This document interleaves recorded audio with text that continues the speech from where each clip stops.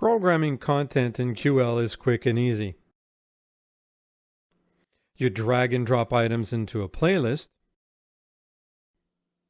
drag the playlist into the scheduling grid, set the start and end time, then you duplicate the time slot for as long as required. When you use this method, your programming applies to all the players within the selected group. So how can you play content on some players and exclude others in a group? Well, QL offers two options: tagging and location-specific content. Tagging lets you determine which content can play on any player. Here's how it works. Double-click the name of the player you want to tag.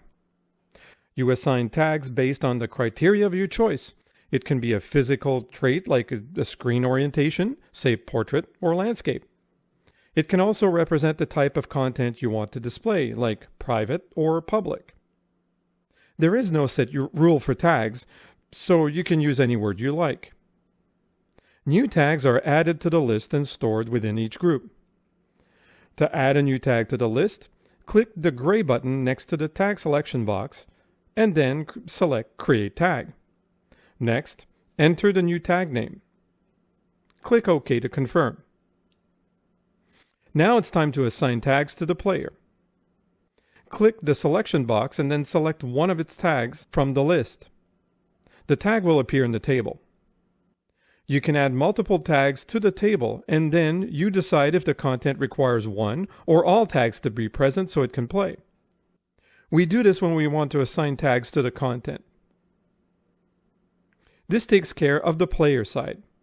Click Save to confirm your settings and close the Player Properties window. Once you've assigned tags to the players, you do the same to your content. Double-click the content in your library to open its properties, then click the right arrow to get to the second page. Click the selection box under Tag and then select the tag you wish to assign. We'll select Landscape, and next, we select Private. When you add multiple tags, you can set rules to make sure the content will only play where it should.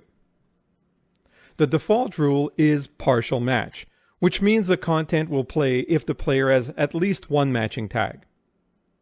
The exact match rule means both tags must be present, otherwise the content will be skipped.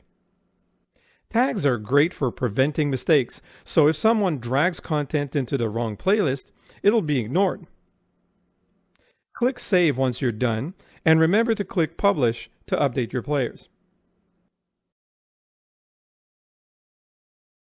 Location-specific content. Here's how it works.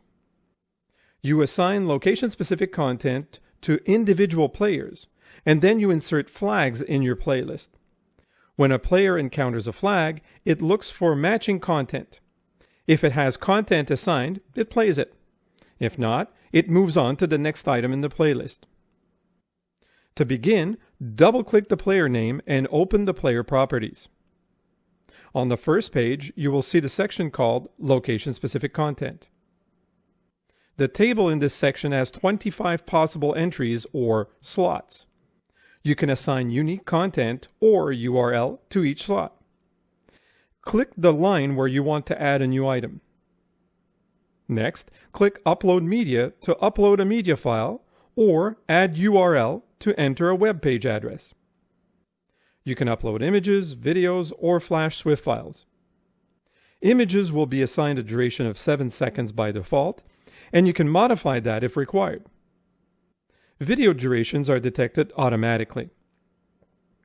Swift files may require some adjustment depending on their complexity. A duration of 15 seconds will be assigned to web pages, and you can modify this if required. Once you've added all your content, click Save to confirm your changes. Next, you add flags in your playlist to play this content. Right-click in your playlist and select Add Location-Specific Content.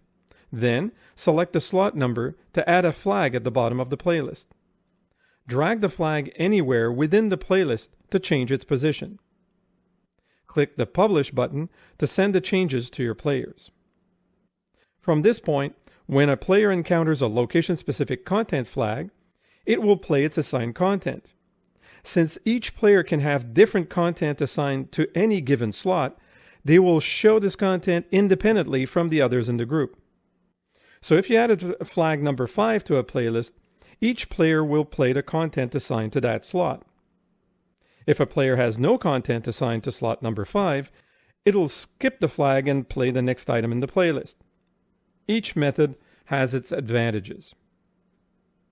Tags lets you enforce rules where some content can only be played on some players, and you can also tag templates.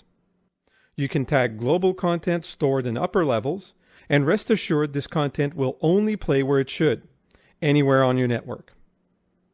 On the other hand, location-specific content must be assigned to individual players, and only full-screen content and URLs are supported. The method you choose will depend on the results you're looking for. This concludes our video on assigning specific content. Be sure to visit www.navori.com for more information.